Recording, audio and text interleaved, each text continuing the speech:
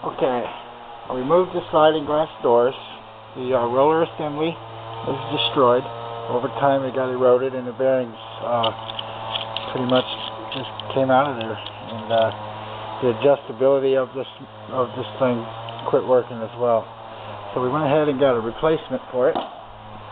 Now that's the subflooring. We haven't done the flooring yet. This is the replacement part, and we're going to install that. Now the way that we got to do that is we have to remove the frame from the glass slightly. I put a little magnet right there, which it don't stick to aluminum, but it will stick to the metal and help hold the roller assembly as I put it in. Make sure you have the adjuster screw facing out, the wheel down. Okay, so we're going to go ahead and put this together and then do the other side. Alright, so this right here is going to help hold it. I'll slide the piece down in there. And we're going to need to watch so we can line up the screw hole with that hole in the aluminum. Okay, and then we're going to put that one screw in and start putting this back together onto the frame.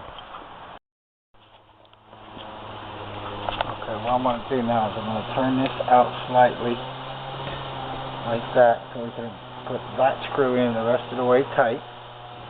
I've got it set exactly where it needs to be, and I got it in where I'll be able to adjust it through the adjuster hole right there.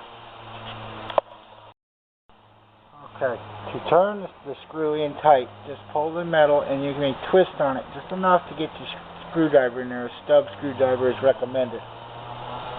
Then we will go ahead and reset this rubber seal firm onto the glass, and it is recommended that you use a rubber mallet to tap on the door frame and put it back together. If you run into trouble getting the rubber seal back into the frame the way it needs to be, a 501 painter's tool is recommended to shoehorn the rubber seal back the way it needs to be. After you have worked the frame and the rubber seal back tight to the glass, it is time to go ahead and put the screws in and tighten them down. So we're going to flip it over and do the other side.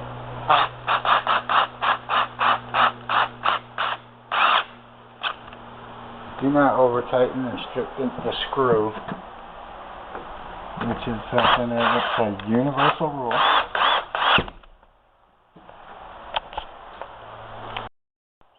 Okay, now the other side. What I'm going to do is we carefully remove the frame just a little bit. Pull this one out just a little bit. As these get older, they're more delicate too from erosion, and so we're going to be real careful. We're just going to twist it a little bit and get that screw in. Okay, Buddy's here to make sure I behave.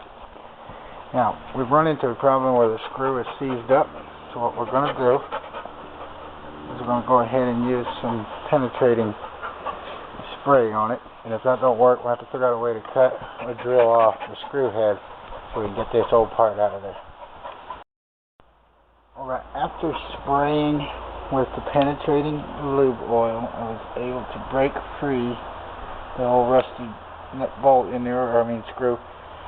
But first I took a razor knife and I cleaned out the Phillips head grooves so that the Phillips screwdriver would go in there all the way, because if you don't, it'll okay, and that's what it looks like.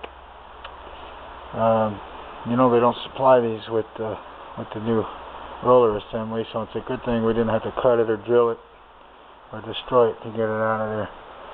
So now it's time to put in the new roller assembly, and we'll reuse this screw.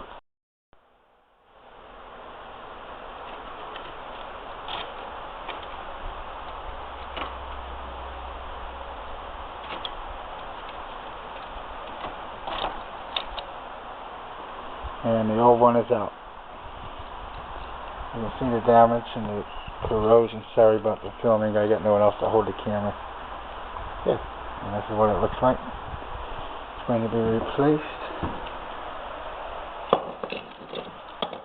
with a new one. What I have done is adjusted the wheel all the way up so we can get the door back in.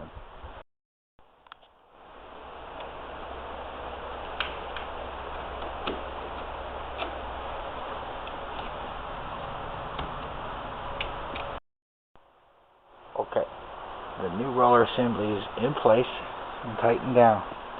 We'll now restate the weather stripping seal onto the glass. We'll put the frame back together, and when we come back, we'll put these doors in and see how well they roll.